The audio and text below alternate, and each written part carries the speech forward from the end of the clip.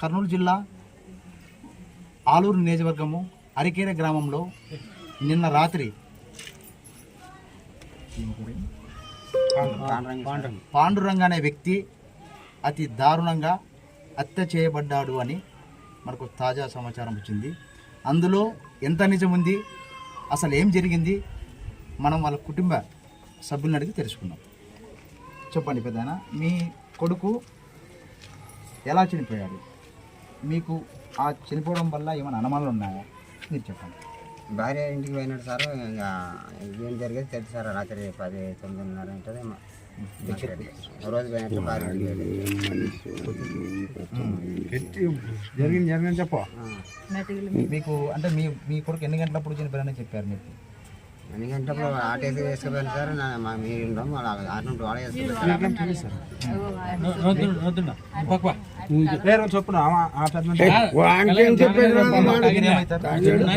కొడుకు తమ్ముడు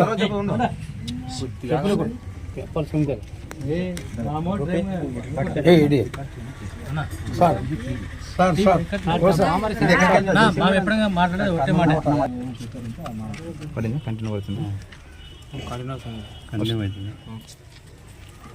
ఓకే. మీ కొడుకు వాళ్ళ భార్య ఇంటికి పోయి చనిపోయినాడని వార్త వచ్చింది. ఆట వేసుకుపోయినాక చెప్పినాడు సార్. వచ్చింది. మరి అక్కడ మీకు ఎన్ని గంటలకు తెలిసింది? మీకు ఎన్ని గంటలకు వస్తామా? నేను బయలుదేరినా. మా మీకు 8:30 తెలిసింది సార్. 8:30 కాదలే.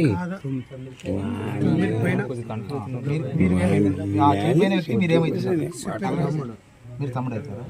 మీరు చెప్పండి. మీ అన్న అక్కడ పోయి చనిపోయినప్పుడు మీకేమైనా అనుమానాలు ఉన్నాయా? ఉన్నాయి సార్. ఏముంది అనుమానం అంటే ఏముంది? ఇద్దరితో కొట్టి దొబ్బింటారు సార్. ఎవరి పైన ఉంది మీకు? ఆ ఇంట్లో 2 ఉన్నారు సార్. 3 మంత్రాలు 3 ఉన్నాడు. ఇద్దరు మగవాళ్ళు, వాళ్ళ తమ్ముడు వాళ్ళ మామ మంత్రాలయం. 2 ఉన్నారు. వాళ్ళిద్దరి మీద అనుమానం. మీ పేరు? మహేష్ సార్. ఆ చనిపోయిన వ్యక్తి మీరేమవుతారు? తమ్ముడు అవుతారు మీరు. మీ పేరు పెద్దయినా? నా పేరు గోవింద్ సార్. చనిపోయిన వ్యక్తికి ఏమవుతారు? తండ్రి సార్. తండ్రి అవుతారు నాకు. ఇప్పుడు మనము చనిపోయిన వ్యక్తికు తండ్రిని వాళ్ళ తమ్ముడిని అడిగి సమాచారం తీసుకున్నాము. ఇప్పుడు ఆ చనిపోయిన వ్యక్తి యొక్క కొడుకున్నారు ఇక్కడ. ఆ పిల్లోడు ఏమంటాడో ఒకసారి సమాచారం తెలుసుకున్నాం. మీ నాన్న గురించి ఏమన్నా చెప్పగలవా? మీ నాన్న ఎన్ని గంటలకు వచ్చాడు? ఆ గంటలు తెలియలేదు సార్.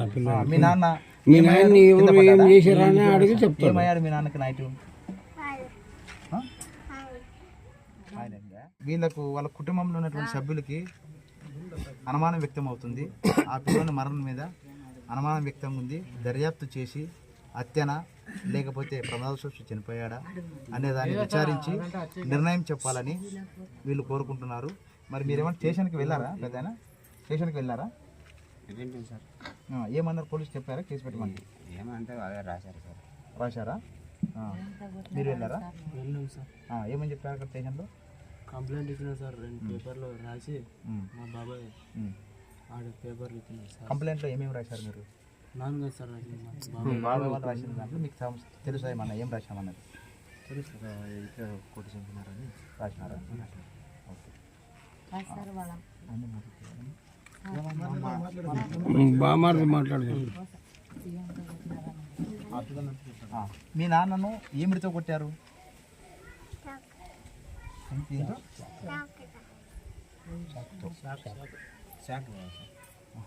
చాక్తో కొట్టారు. ఓకే. ఇప్పుడు మనము ఎవరు కొట్టారు? అలా అమ్మ ఎవరిని కొట్టింది? అందరు కొట్టారు. ఎవరిని కొట్టారు అక్కడ? ఎవరిని కొట్టారు? మీ నాన్ననా?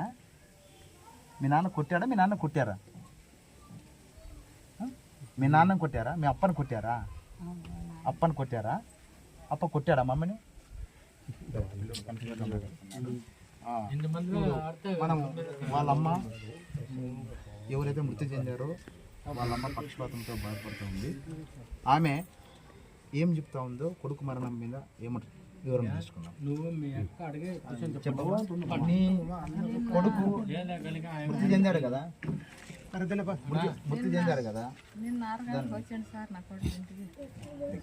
6 గంటలకు వచ్చిండే దగ్గర అన్నం తినంటే తినలేదు. ఇంకా అదే భయ పైకి వేసి ఇంకా అక్కడే 8 గంటలకల్లా మీద పడాడు అని చెప్పి సార్ వాళ్ళు కొట్టేసి పంపిండేది.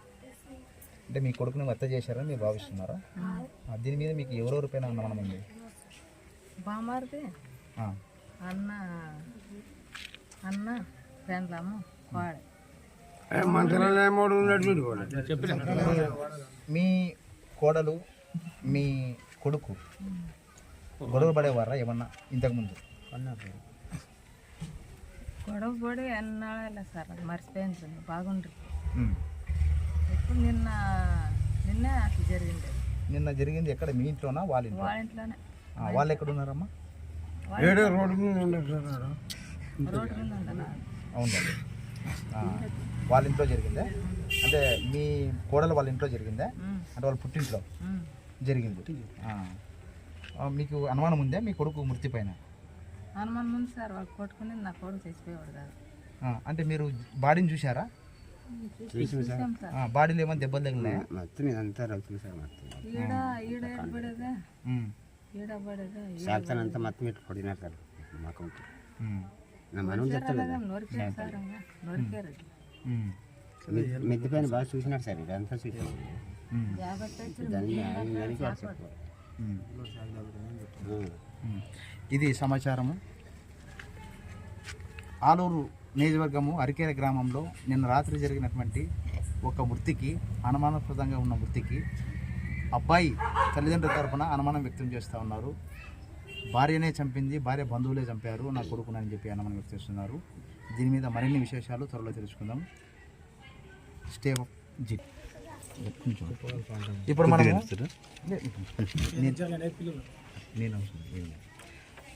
ఇప్పుడు మనము మృతిని యొక్క వాళ్ళ పెద్దనాన్నని అడిగి వివరాలు తెలుసుకుందాము.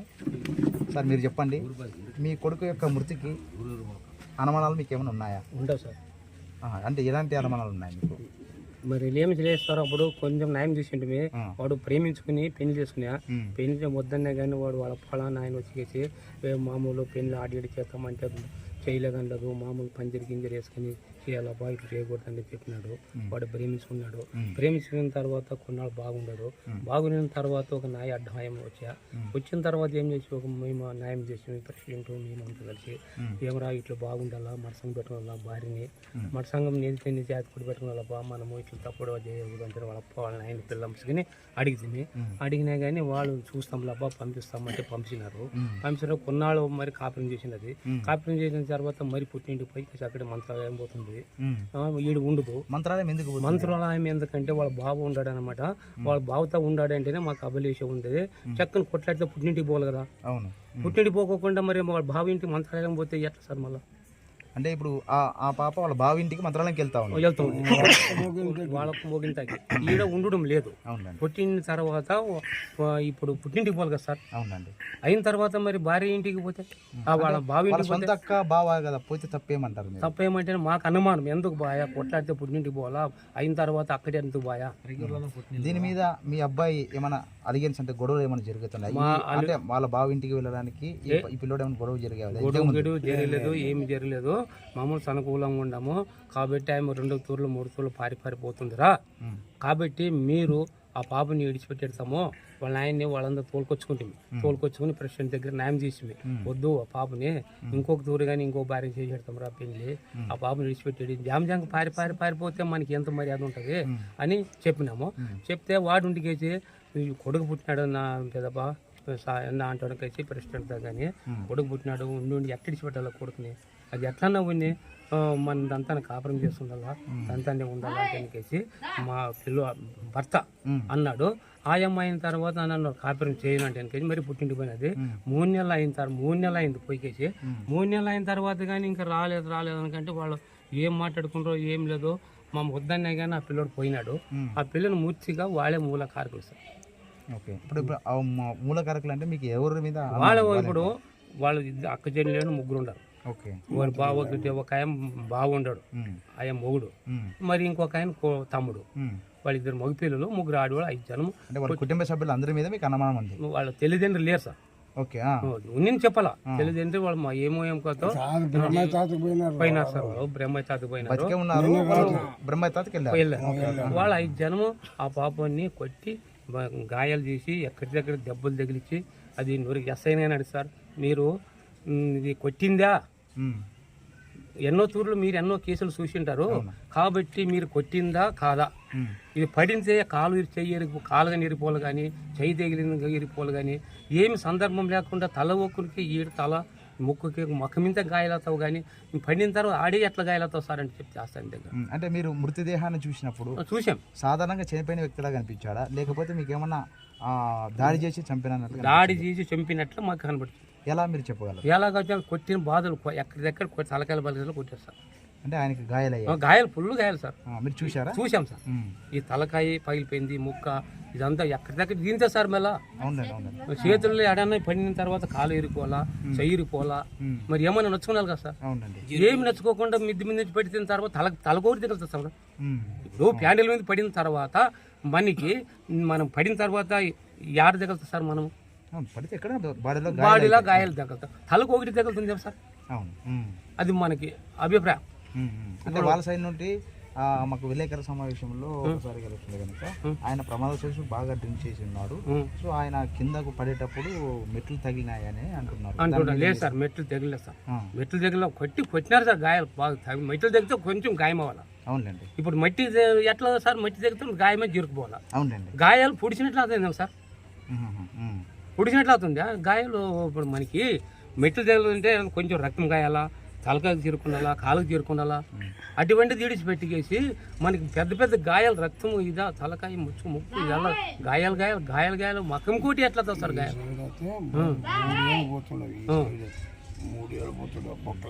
సరే, ఇప్పుడు మీరు అబ్బాయికి ఏమవుతారు? మేము పెద్దనేను సార్.